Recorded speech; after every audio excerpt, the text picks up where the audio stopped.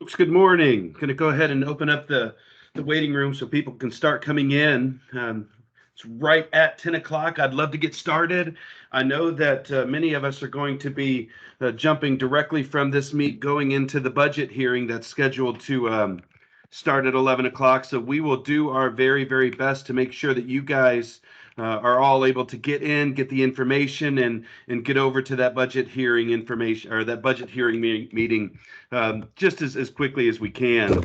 I'll share the actual link here for everyone in case you don't have it. So feel free to access this. I'm going to go ahead and start sharing my screen so that we can go ahead and begin with the actual information that we're going to be reviewing today. Good morning, everybody.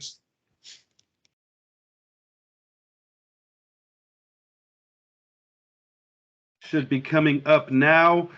The majority of today's meet really is to provide updates as well as to get into some of the information that we've learned from some of the travel training experiences. We've now been within our beta session of the travel training portion for a good series of a good period of time, and we've learned some information as a result of that travel training. So the beta has been extremely helpful in that regard. But as we're nearing the conclusion of that beta session and preparing to roll it out to the entire network, we wanted to give the entire network some of the information that we've discovered and learned so that you can be prepared as we launch that for the entire network that's likely to begin in December. So I'll conduct a little bit of an update on our enrollment and make an announcement for our December session in which we'll be conducting a provider technical assistance training. Essentially, we've recognized that there's some new technologies and there's some collaboration of some different partnerships that's going to be necessary for our provider partners. And as a result, we want to be sure that you as provider organizations are equipped with the information that you need to properly support your folks and to continue to engage in the efficiencies that you need to meet those milestones as quickly as you can. So I'll provide a bit of an update in those regards. I'll turn it over to Sandra and her team for a little bit. Let her provide a bit of an update on what they're experiencing since we've now actually progressed into the enrollment and the beginning of the assessment services through Charles Lee. So I'll turn it over to Sandra for a little bit, and then we'll wrap up turning it over to Dan, Steve, and then Cameron from Shift Enabling so that we can continue to drill down into some of that important information as it relates to the exact travel training. But first and foremost, guys, we're in it now. We've launched. We're rolling into this program, and you guys are now very, very close to receiving some of your first referrals. So I want to go ahead and send out a huge thank you for waiting and being patient with us and investing the time that you have already to get to the point where we are today so that we can reach the point where you guys are actually going to be receiving referrals and we can formally kick off delivering some of these MAP services. So a huge thank you to start off. I'm really looking forward to learning from everybody in this regards. You'll see some of the processes that we are still working on, and some of that is strategic. We recognize that we're going to learn by doing, and it's through that doing where we're going to go back and create some of the additional tools that we need. So a big thank you to all who are on this call for your faith, your expertise, and everything you bring to this particular project. As indicated, we started and went live November 1st. Many of you are aware that as a result of that launch, we were able to enroll our first person supported into the MAPS program within a period of 6 hours from when the application went live. I'm sure I don't need to tell all of you guys that traditionally just doesn't happen with state government. We created a process that was very, very efficient. This particular situation just so happened to be very responsive with the documentation that we needed, and it was submitted timely. We gathered as a group, and we were able to review everything in a fashion that allowed us to go ahead and submit that person's enrollment into the MAPS program. But what you see right here is just a continued evaluation and plan for what we are anticipating for the enrollment into the MAPS program. You'll see that the target for the month of November is to have 15 individuals enrolled by the end of this month. And I'm glad to report that as of today, we have enrolled 9 persons that have, in essence, met all of the eligibility criteria within our processes, and we have formally made those 9 referrals over to Sandra and her team. And I'm really excited and can't wait for their team to provide you guys an update on what they're experiencing post receiving those referrals. We anticipate having 1 more individual enrolled by the end of the day today, and then we will hopefully wrap up with being able to enroll 5 more during the next week, which would give us a total of 15 for the month of November. You'll see that we anticipate slowing down a bit during the month of December. We obviously wanted to take some time to evaluate the processes that we've established internally, as well as with our partnerships from Charles Lee. So while we will anticipate enrolling some folks during the month of December, we're going to have the ability now to go back and evaluate those enrollment processes, those initial assessment processes,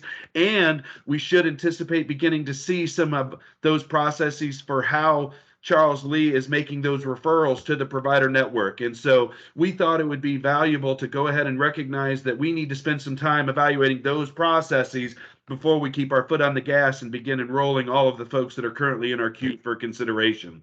So you'll couple that with the holidays, that we just feel like the number of 5 will give us a good opportunity to keep the momentum, but also continue to evaluate our processes and see if there are opportunities for improvement. We've already identified some, and I would anticipate that as Sandra and her team continue to make those next steps for meeting with the families and identifying their pitches for how they're communicating with their family, that they may recognize some barriers that they want to overcome before we truly continue to keep our foot on the gas. We will regroup and then resume a larger enrollment expectation going into the month of January. So we'll pick that up back to 10. We'll remain in constant communication with our partnerships at Charles Lee to see what their capacity is. If we have the ability to increase that number from 10 in January, we will. If we feel like the number 10 feels like a sweet spot and we're able to manage the folks coming in and ensure that we're coordinating those home sessions with those families, and we're not overwhelming our innovation coordinators, then we'll stay at 10. We have that ability to be flexible with our enrollment plan, knowing that we've got some lofty goals of supporting 400 individuals during the first year. February, we anticipate the same number, getting to the point where we can continue to potentially support a total of 10 individuals enrolled during the middle region, giving us a total of 40 individuals.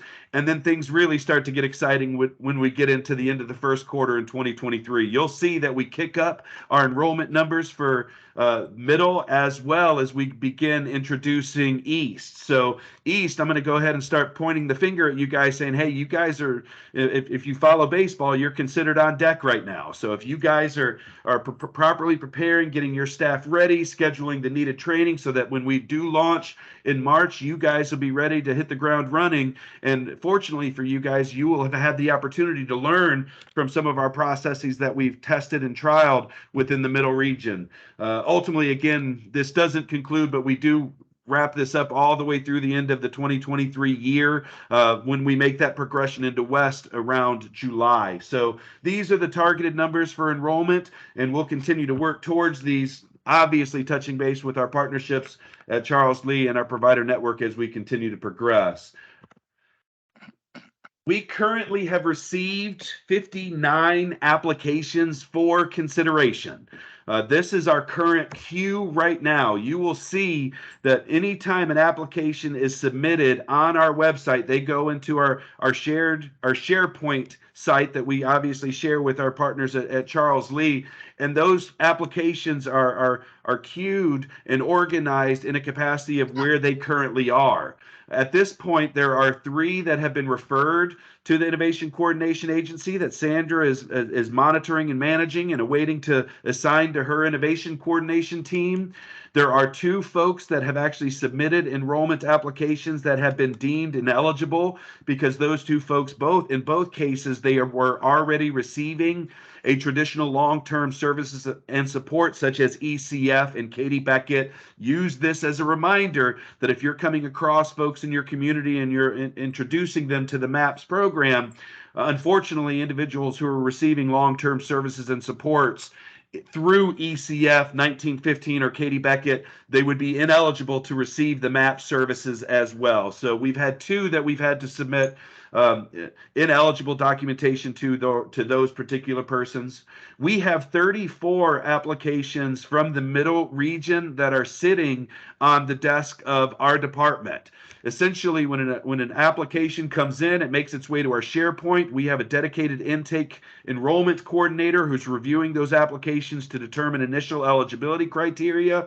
Once those applications are received, those families receive an automatic message from our SharePoint site that introduces them to the notion that they need to go ahead and submit confirmation of documentation that there is an intellectual or developmental disability. So in these cases, those 34, we are waiting for documentation from those families to submit, waiting for them to submit the documentation that there is confirmation of an intellectual or developmental disability.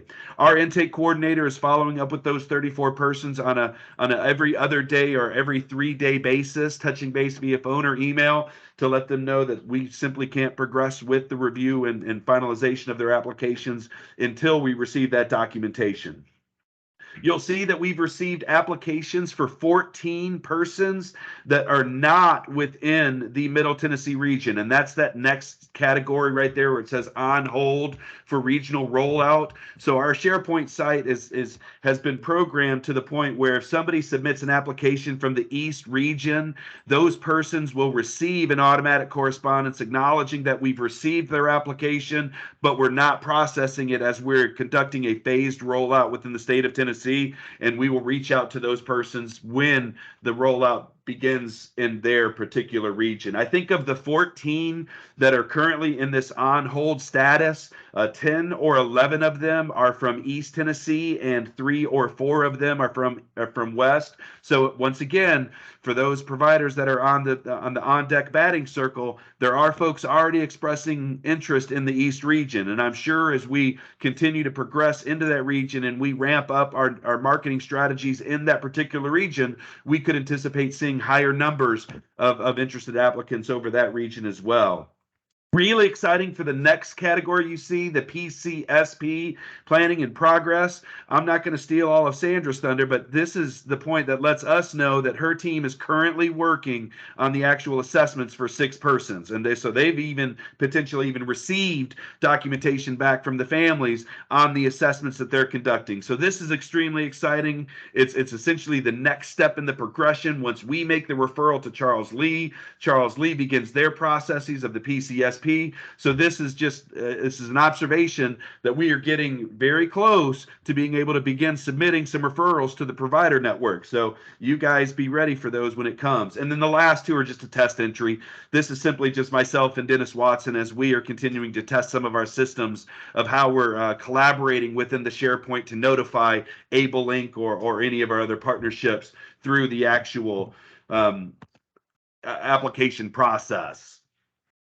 We've recognized that as we progress with the formal delivery of the MAP services, it would be helpful to provide our provider network and our partnerships with Charles Lee some orientation. You know, there's some moving parts here that relates to the actual device that we're providing to the actual person supported, and or what happens if those persons are going to use their personal device, and some introduction into some of the applications, and or if there's repair to the process or repair needed to the devices. So we are in the process of partnering with AbleLink right now to develop and disseminate an orientation for the provider network that will be held at our December meeting. Be on the lookout for that. I've gone ahead and provided in this PowerPoint a few links that would help prime you guys for the information that we're going to disseminate during that December meeting. So if you've got technical champions that are going to formally be involved with overseeing the implementation of the tech services as a part of of MAPS, I would encourage those participants to join this December 16th meeting. It's going to be extremely helpful for the actual implementation of some of our processes as we communicate with our partners at AbleLink, and how the enabling tech budget rolls in to some of those devices, and how we wish to empower those provider agencies to own these processes so you can be as efficient as you need to through the delivery of the actual MAP services. So you'll see 3 links that are on here. Some of them I hope you've already reviewed. One of them is a new one that I recently learned about, and I'm proud to report that was told to us at the Tech Summit from our partnerships at AbleLink. The first one you'll see is the access to the smartphone device and data plan. This is simply a resource guide that has been uploaded to the DIDD Maps website. Again, here's my plug. If you're not frequently checking that MAPS website, you're missing information, because we continue to upload information. And I believe we just uploaded a resource tool just within the past week that also described the billing approval, denial, and request for consideration processes. I know that's probably on everyone's mind, what it looks like if there's going to be the denial of a milestone, what those next steps will look like. And that resource tool has been formally uploaded to our website. So again, my plug, continue to keep that DIDD Maps website as a favorite, and frequently review it, because we're constantly loading information on there that will be applicable to the program. The next link here is simply the MAP service definition for the enabling technology. We worked hand in hand with Charles Lee and with Milton and his team to ensure that the enabling technology service definition coincides with the delivery of the MAP services. So I would encourage you guys, if you haven't read the MAP specific enabling technology service definition, it would really be helpful for you guys to plan and prepare by reviewing that for the orientation that will be conducted in December. And big shout out to our folks from AbleLink. They developed even a MAPS resource page from their AbleLink page that I've included here. It's simply titled their MAPS resource page. Takes you directly over to several resources that they've already begun establishing for their applications, their programs, their involvement. They recognize that that's going to be a continued building process, but hats off to you guys. I think just the continued collaboration between DIDD and our partnerships at AbleLink, it's just really going to help to make sure that there's information accessible as we continue to get into this actual program itself. One of the things that I found pretty involved and important from that MAPS resource page was a link to the Wayfinder tutorials. As a former provider, I was aware of Wayfinder, but I didn't really have any direct applicability of that actual application. And if you attended this week's Tech Summit, you would have seen that application in its utilization, and just seeing the true functionality of that application. It's going to have tremendous applicability in the MAPS program. So if you're like me and you know of it, but you're not necessarily familiar with some of the functionality, I would encourage y'all to be aware that these tutorials exist on the AbleLink Technologies webpage as well, so that you can go and take a peek at a 1.5 or 2.5 minute short clips of some of the Wayfinder applications. It's going to be critical as we continue to utilize that application as a part of the traveling components within the actual MAPS program itself. And so please go ahead and mark your calendars on December 16th at 2022. That's when we will conduct that Enabling Tech Drive Assistance Orientation. I would like to ask from all of those who are on the call at this point as well, as we are planning our orientations and our provider information sessions going into 2023, I want to make sure that I'm getting feedback from everybody. So if there are specific topics that you want to be sure that we cover in future orientation sessions, please drop some of those suggestions into the chat function. I will be more than happy, as we're developing those agendas for those future meetings. If we want to spend 30 minutes or an hour on a particular topic, I want to make sure that these are truly beneficial and valuable to you guys. So if there are items that you recognize that you feel would be beneficial for the continued progression of these information sessions, just drop it in the chat or shoot me a message. Either way, text, email, I just want to make sure that you guys are getting what you need out of these sessions as well. So I'm confident that if you have suggestions or needs, I'm sure that those are potential needs that the entire network shares. So don't be shy. If there's something you would like to see, I want to make sure. I would envision that as we get into some of the 2023 agenda items, we will start seeing some real applications of some of the maps progressions, maybe even continue to coordinate some additional trainings in some of those areas that we recognize as services being delivered, or even begin sharing some of those success stories from some of the providers so that we can continue to collaborate on what may be working and what may not be working. So please just take this as a note that I'm always interested to gather that feedback and include in those future information sessions what you would like to. I'm sorry?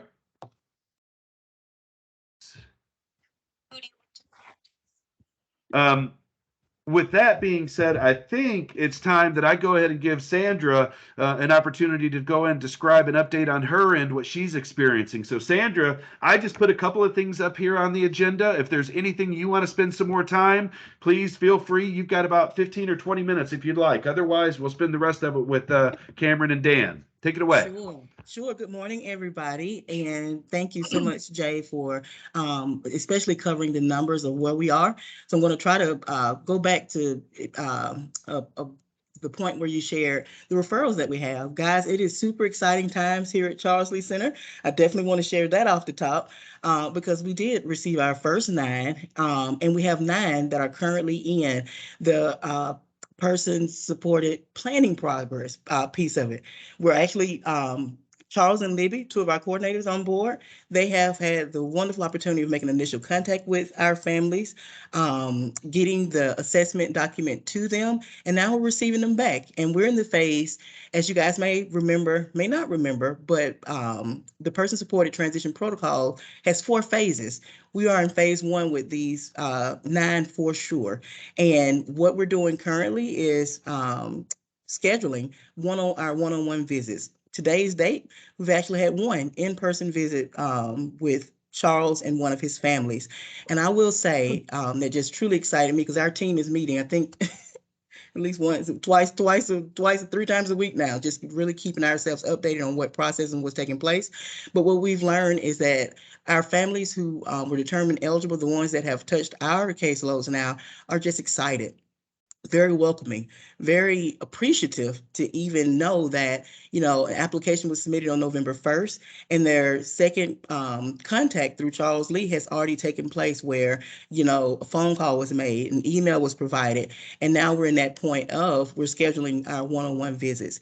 And I just want to really recap what's taking place in these one-on-one visits because it is the start of our comprehensive assessment. It is learning about the families, not just reading the intake that they've submitted, but now putting face to name, putting face to goals. And our team has just been thrilled to already identify some of the MAPS accomplishments, MAPS outcomes that some of our persons supported want to accomplish. So it's really exciting. Again, just some of the things that are covered when we have these one-on-ones, and this is already taking place with one family, is we're going through the PCSP intake that was submitted and having an open discussion, really, learning the family dynamic, learning the person, the things that they're wanting to accomplish, and then just building that relationship.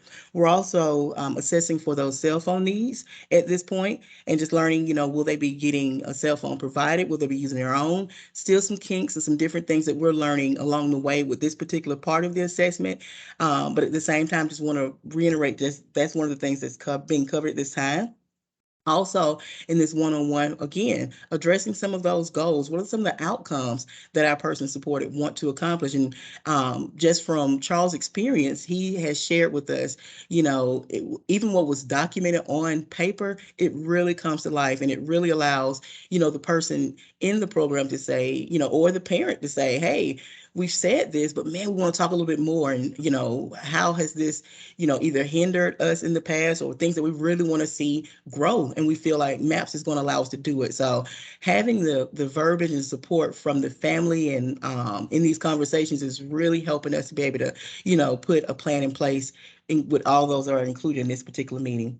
Another thing that's taking place right now, guys, in this one-on-one meeting is the Enabling Tech screening tool.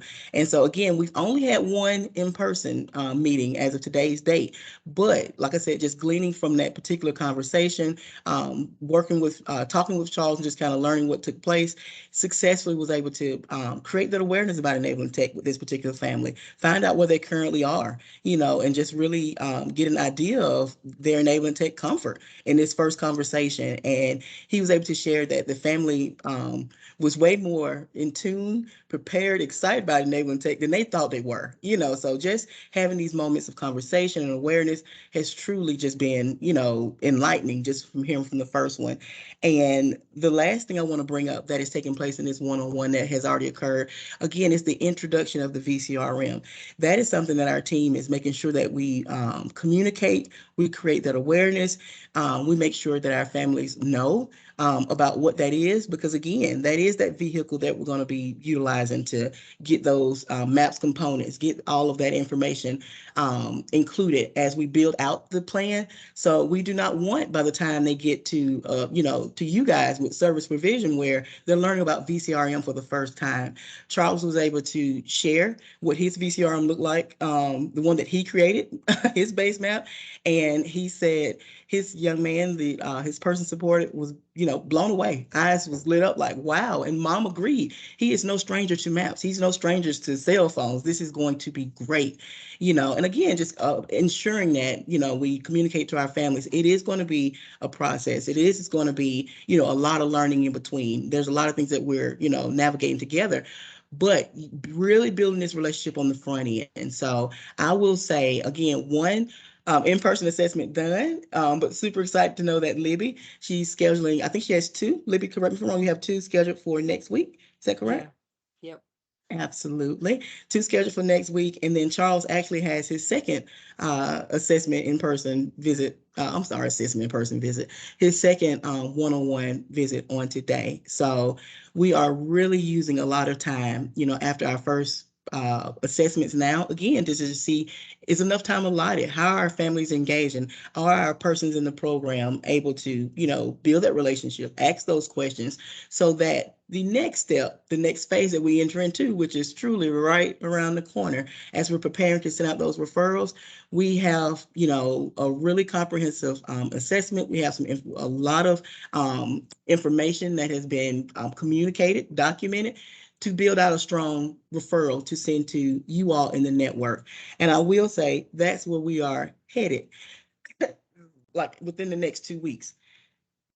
Push the brakes slightly with our team, because this is what I would love to see happen. And it is the second talking point. I mean, it's the first talking point up here where it says Referral Learning Collaborative. What is being scheduled, and it already is scheduled. I'm going to make sure to put the link inside of the chat box when I'm done talking, is Charles Lee Center wants to offer a referral learning collaborative with you all. And basically what that is where your MAPS point of contact joins our team to informally go through the referral snapshot process, so that, we'll send we'll send a mock referral to you or someone on your team. You open it up, you review it, you read it. We want you to speak to it. You let us know, if you have any questions about it. And then we'll go over the following phases as we go through this particular collaborative. Like I said, there are 4 phases to the protocol. So once we send those referrals out, we're officially in phase 2. But within this learning collaborative, we don't want to just stay in phase 2 as we're talking and discussing. We want to learn from your team. We want you to speak to that forum, because we're going to actually discuss the collaborative roundtable meeting. So your team know what to expect, know what we're looking for when we're coming all together. You get what I'm saying? And then we're going to also talk about phase 4, because at this point, once you receive a referral, everything pretty much rolls into the next phase. So that learning collaborative that is scheduled, it will be on next Tuesday at 10 a.m. And I'll make sure to put the link in there. And again, it will just be so awesome. If your MAPS point of contact, those team members that will be receiving those referrals, join us in this conversation. Again, help us build it out. You receive those referrals. You'll also get those sample documents. And again, we just walk through it as a team, because following that learning collaborative, we will be sending those referrals. So we just want to make sure we offer that opportunity to learn, share, ask questions, and support one another so we can prep for those referrals that we are super excited that are going to be headed your way within the next week or two. Really 2 weeks. Within the next 2 weeks, they're coming. And that's what I have thus far. And Jay, what I'll do is make sure to put the link in the chat box for the Learning Collaborative. And yeah, I'm open to any questions once you get to the question Q&A portion of the presentation. I don't want to hold up too much time. Nope, Sandra, that's absolutely perfect. I know Tuesday is going to come pretty quick, so Oh yeah. I think my thought would probably be you may also want to see if there's the possibility of coordinating a second learning collaborative, potentially the first week in December, just to give some of those folks that may be a little bit tied up and another opportunity to have some other opportunity, because I just know how valuable that's going to be. At this point, I would like to go ahead and progress into the actual travel training portion of the actual information session today. So I wanted to set the stage by describing some of the expectations. And so as we roll this out and we're ensuring that the providers and the staff are all aware of what's all involved before I turn it over to Cameron and Dan, uh, those MAP staff that are going to be delivering the service, the completion of this travel training is a requirement according to the training matrix. And it's important to note that before you can actually engage in the travel training curriculum that has been recently developed, those staff members must complete those 3 enabling technology courses that are already available within the Relias course. So if you know that your organization may have already identified staff that's going to be delivering MAP services, the first step is to complete those 3 enabling tech courses that are currently in Relias. Don't wait for the travel training. Go ahead and assign those 3 enabling tech courses at as soon as you can, so that that's out of the way. And once that's out of the way, we can progress into the actual formal travel training that Cameron and Dan have provided. We've also learned that there is an experiential component of the travel training that has created some roadblocks for us. It's been a bit of a roller coaster of recognizing that there's an actual experience component of this training that has to be completed before certification can be awarded. And what that means is the staff that are going through the travel training physically have to do a portion of the training with a traveler. They will help prepare an actual travel route using a T-tip tool, which I'm sure Cameron will talk a little bit more about. Tool in between the online portion and the actual experiential learning is completed, and that's what sets up that traveler with the guide to go ahead and complete that experience portion of the travel training. So our minds need to get ready for that as well. It's essentially an OTJ, on the job training, where they are physically doing an experience with an actual traveler as a function of the travel training exception. So I indicate that within the beta version, we discovered that it's important to be prepared to match a learner with somebody who's going to complete this experience portion with the actual learner itself. So begin thinking about some of those folks that you may actually work with that can complete this training itself. Lastly, the training's it's involved, and the seriousness and implications of the training is so critical that we've recognized that there are some folks who are simply nexting the lessons. They are not digesting the entire curriculum and content in its entirety, and they're progressing through the lessons, within 35 seconds, with 20 seconds. So I really want to encourage all of the folks that this training is definitely one that cannot be skimmed through. It is one that really needs to be digested and exercised in its application, because ultimately we've paid to have so many staff trained. And if those staff are not completing the training and they're failing these courses, the first thing we're going to look at is, well, did they actually do the lessons or did they skim through it? So there may be some protocols put into place to prevent some of that, but I would just encourage everyone on this call to recognize the curriculum's too involved to next all the way through it, and I would encourage that we not do that. Okay, I see Cameron's on. I'm going to go ahead and turn it over to you. Stop talking, Cameron. Please take it away. Hi, everybody. It was good to see some of you at the Tech Summit this week, and just appreciate the opportunity for Dan and myself to be there and talk a little bit about the travel training project and chat with the MAPS folks. So good times. So I'm here today just to give you some updates. I know you receive updates from Jay, regarding where people are in the process. And we are super excited and really impressed with the way you and your staff have just moved forward as quickly as possible to get to that experiential learning project. I know when we first did the orientation, we talked about that this would be a combination of coursework and then experiential learning. And sometimes it's hard to imagine what that's going to be. So what I've learned from this beta is that when I start preparing the next groups, that we really need to walk them through what that ELP is going to look like so they understand how much time it's going to take. So we appreciate your patience and your feedback so that we can better prepare folks in the future. So what we know is that that TTIP form that is in that experiential learning project 1, you'll be filling that out with the traveler and with some of the folks from the circle of support. So we know that if some of you, actually most of you, are at that point, that you are probably already working on that, or that you're working on getting a traveler in place. Jay and I had a nice conversation about that at the Tech Summit. He understands that that TTIP requires some time together, not only with the document, but also out in the community. Once that TTIP is completed and you submit it, we are committed to turning that back around pretty quickly. It's a quick rubric to check because there aren't essays and long stuff to evaluate. So Natalie and I will turn that around pretty quickly. When we do, then you'll be ready to go ahead and start actually going through the route with the traveler. One point that Dan made to me at the conference, and will encourage you to do this today, is go ahead, trainers, go ahead, or directors, have your trainers get that app taken care of, whether it's on a piece of technology that they're using through your organization or through the technology with the traveler. They can go ahead and be familiarizing themselves with that. And we hope that they had that opportunity when they were taking the course. If they haven't, we understand, but let's go ahead and get that set up. So by the time they're at that point in their experiential learning project where they have to build out that route, then they're not having to be held up time-wise by getting all that technology and software in place. So that's just a suggestion that you can be working on now. Once they complete that second part, what AbleLink will do is they can see everything from their software app on the back end. And so they will then look for the points noted on the rubric that you have access to in the course. They will look through and make sure all of those points have been hit.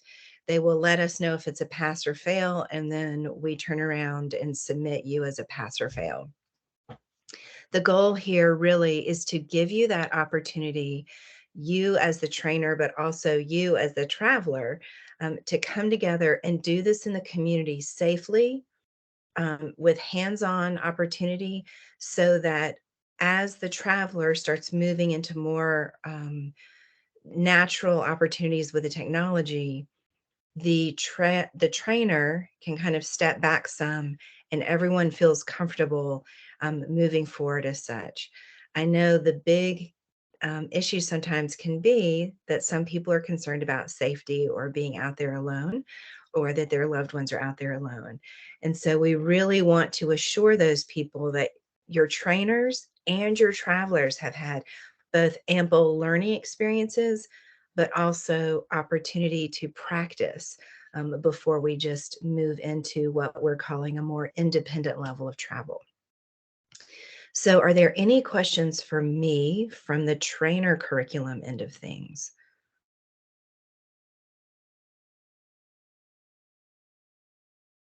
All right. If you think of anything that you need, you can email us at support@techfirstshift.com. I'm going to stay on here. So if you have any questions at the end or think of anything, just throw it in the chat and I'll be glad to answer it. Again, it was so good to see everybody, and thanks for having me here today. Thanks, Cameron. For those that were able to attend the Tech Summit, and for those that weren't, there were some really cool just examples of how these applications are really impacting folks' lives to be able to navigate and travel their communities independently. It really does open up an entirely new world for the folks that we're supporting. So the partnerships between Cameron and Dan and the functionality of this technology, it breathes the life into the MAPS approach. So I really encourage everyone to really grasp these opportunities, because it truly is going to make a huge difference for those that we support. Sorry, Dan, I wanted to drop that in. I'll go ahead and turn it over to you for a minute. All right, sounds good. I'm going to actually share a few screens so I can walk through this quickly. You hearing me okay? Sure do. Okay, all right, good deal. Let me get the, got two monitors here. I need to pick the right one to share. Okay. All right, you seeing my screen? Yes, sir. Excellent. Okay, great. So real quickly, so the screen you see right here is what the travelers with IDD will see when they are first log into the smart travel training system. That's something that typically are going to need some assistance from their paired travel trainer. That login information is all sent out to everybody. If you have any questions at all about it, let us know. But we can see from the reporting site that most individuals have been engaging or getting started with this, which is great. Now the training covers there's 27 lessons, so there's quite a bit of content in here for the individuals with IDD across lots of important topics: safety, identifying vehicles and things like that. And as Jay mentioned, one of the things we've seen in the beta, it's a good thing we're doing a beta, is that some individuals maybe are starting out the training as expected, where they'll and this is a self-directed training, so you can go through it on your own, for the folks with IDD. It has audio, it's a lot of graphics, and a simplified interface. So when you start a session, it starts playing an audio that provides a description. These audios might take 15, 30 seconds or so to explain different important things. And then when the audio is finished, the next button is used to move on to the next item. What we've seen is that some folks have started the training as in that way, but as they've proceeded along, we've seen some people not listening to the training, not engaging with it, and just clicking that next button and navigating through as quickly as they can. We've seen individuals where a training session should take 5 to 10 minutes to complete if you're listening to all the audios and engaging with the practice. But if you just blow through that, then we've seen 18 seconds for the completion of this training. Well, we know people aren't engaging with that. So we've already made a change that has been implemented now that basically does not display the next button to navigate until those audios are complete. So individuals are not going to be able to do that anymore. The individuals that have already done that were concerned that they have missed some key topics here. So we can provide information on who those individuals are that might need to go back and actually go through the full training in a complete way. Anyways, when they get to the end, they get that completion certificate. The goal is to make sure that individuals have engaged with the training content. And as Jay said, the Tennessee DIDD is expending resources for individuals to participate in this, and you want to make sure that everybody's getting the most out of that. So that is an important thing. So the experience, I'm going to talk about some of the stuff that Cameron was talking about from the side, of the folks with IDD, et cetera, and the relationship with the travel trainer. So just to reiterate, it's a partnership between the travel trainers and the travelers. That's key here. At a very top level, after the shift training, there's information in that training for the travel trainers to learn how to use the technology to build a personalized travel route for the specific individual that they are working with. That route could be a route taking the person from their front door to work. It could be taking them just down to a store in, to the local mall or shopping center. It doesn't matter to what route it is, except it needs to be something meaningful and needed by the traveler themselves. And so that at the end of this, they may not be dependent upon paratransit or agency, the agency to take them to work any longer. That is the goal. So these are personalized routes that the travel trainer creates after they go through the training, the learning activities, and the experiential learning project is the place where that route creation is done.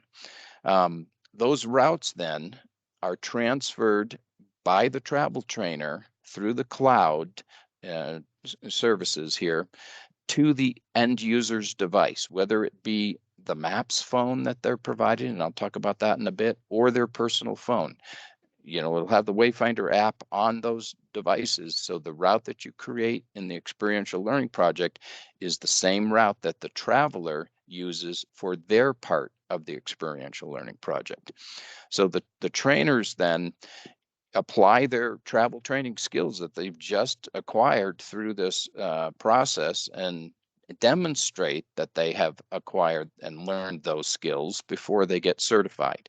And that demonstration of those skills occurs in the context of training and practicing with the individual with IDD on the bus itself, or if it's a walking trip, a walking trip around the neighborhood for exercise or to go to a friend's house or something like that. You don't have to be, taking the bus to participate in this. It can be any type of, travel like that. So that practice with the individual in real life is the experiential learning project that folks with the travel trainers are participating in, along with directly their partnered individual with IDD, that is the traveler. And then ultimately, as Cameron mentioned, fading the presence of the travel trainer. That's where the technology really comes in, is it allows you to fade the presence of the staff in that transportation activity, so that maybe initially you're sitting next to the person while they're taking the bus, and they're kind of making sure they're following the prompts on the device, when to pull the cord and all that.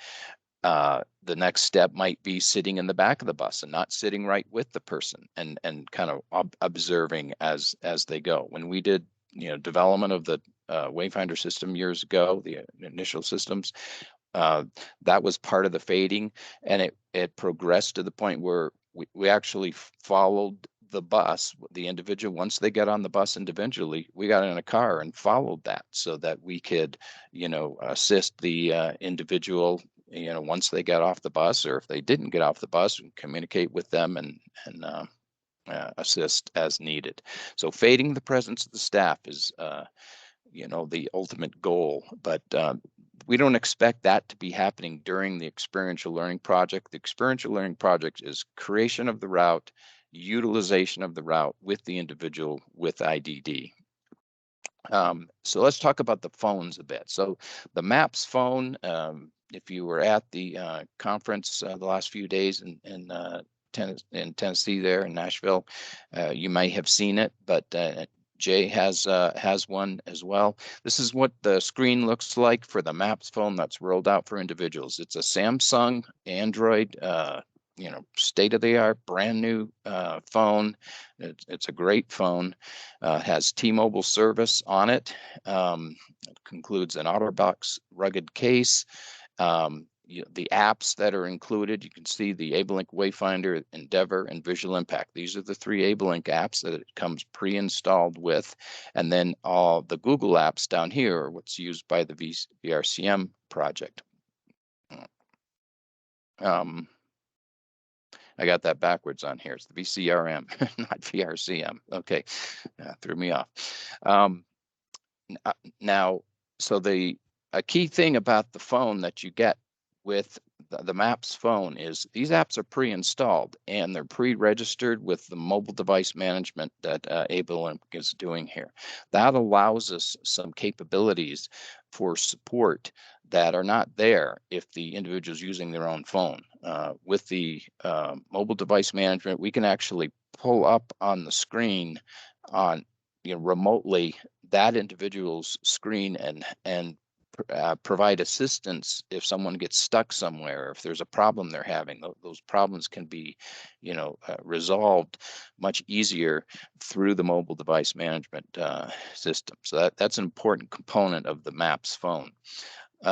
So the three apps from ABLE that these include are Wayfinder, which is the primary travel app itself that provides those prompts for riding the bus or walking around their community with pictures and audio, all based upon the person's location. And they're using the route created by the travel trainer during their experiential learning portion of the project. Endeavor is the second app, which works together with Wayfinder. It is a cognitively accessible scheduler, simplified scheduler program that allows you to set up a person's personal schedule. Now, it doesn't have to be just related to transportation. It could be things like their morning routine and all that. But the key connection to Wayfinder is you can include in that app prompts to begin the travel activity at the proper time. So if an individual doesn't know,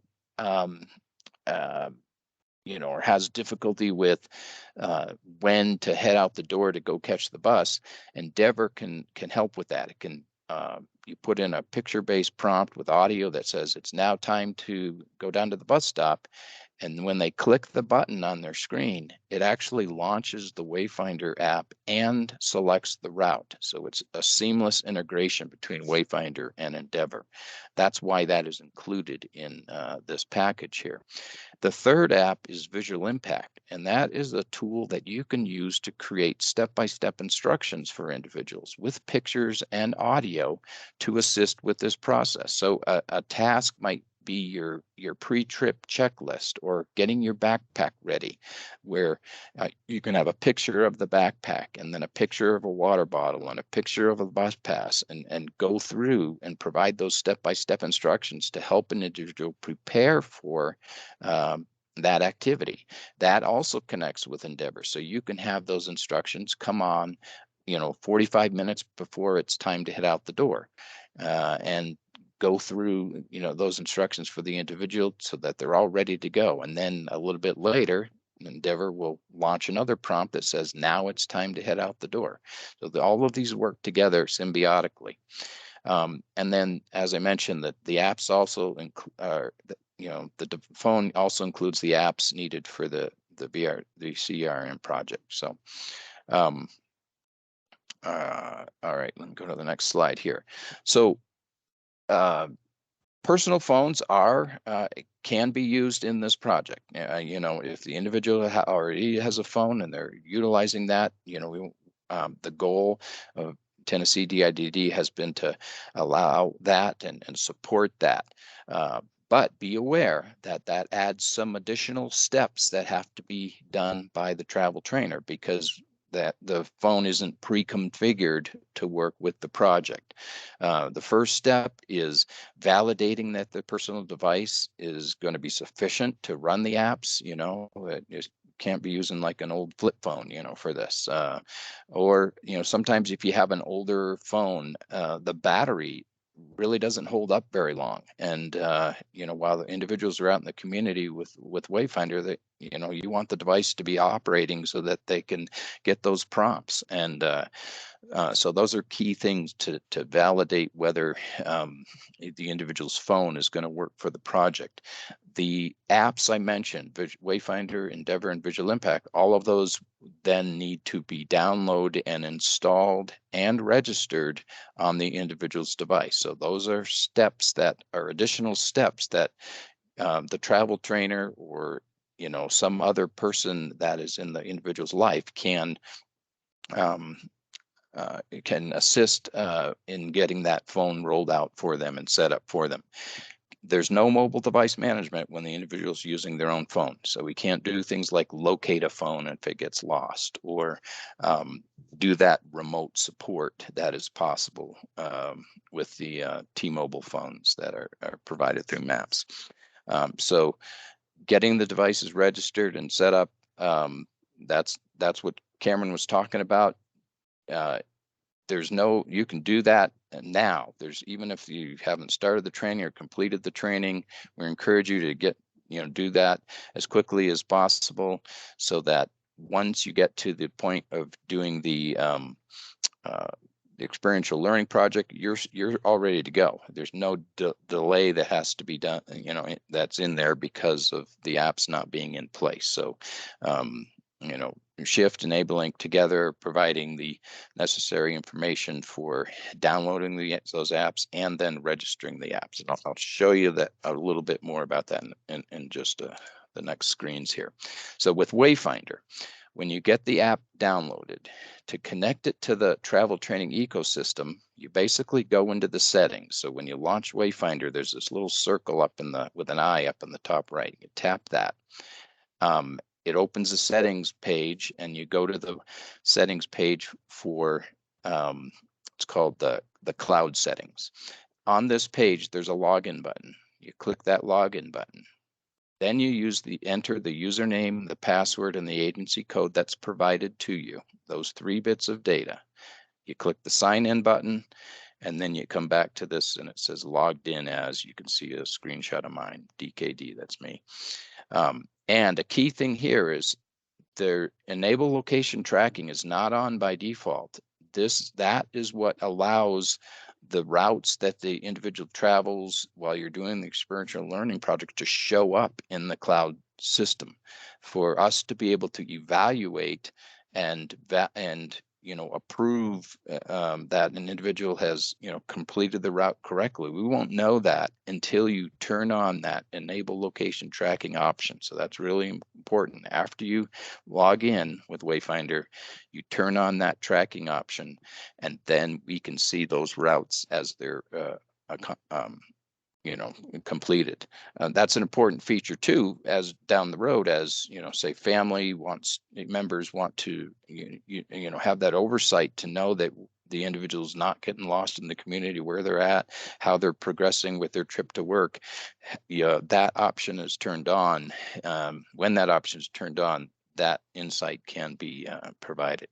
Now, the other 2 apps, Visual Impact Endeavor, they're registered the same way.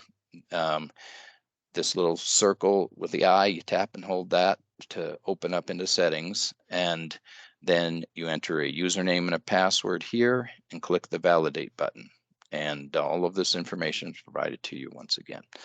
As Jay mentioned, the website is live for the Medicaid Alternative Pathways to Independence on the ABLINK site, and it includes information, more details about the apps themselves, the online training that Jay referenced.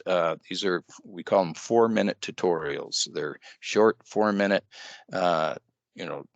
explanations about various aspects. And those tutorials are actually integrated right into the travel training that Shift provides. And then this downloaded resources page, I'll actually show you that one.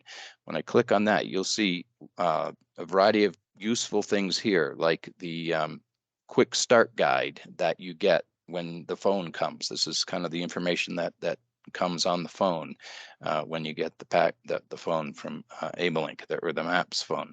There's details about the smartphone device and the data plans, and just a lot of information that's helpful when you're using one of the Maps phones here.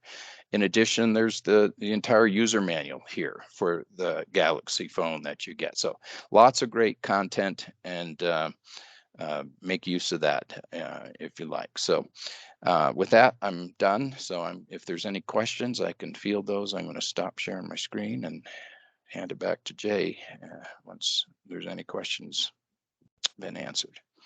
Dan, I think that's a great intro to what the providers can expect when we get together in December. Yes. My vision of that my vision of that session on December 16th is we're going to dedicate the entire hour to these applications, to the processes, to enabling tech. So let's plan on I think that's a great introduction to that. I know that many of our providers are anxiously ready to click over to the budget hearing. Commissioner Turner is presenting his next year's fiscal budget to the governor here in 2 minutes. So I just want to reiterate, guys, if you've got topics that you'd like to see on future information sessions, get at me in traditional fashion. This meeting has been recorded. I will send it back to the entire network along with the PowerPoint that's been shared. And with that being said, I think we can go ahead and call this one call this one quits. I wish everyone a happy Thanksgiving and look forward to talking to you guys very, very soon. Have a great day, guys. Bye. Bye, everyone. Thank you, Joe.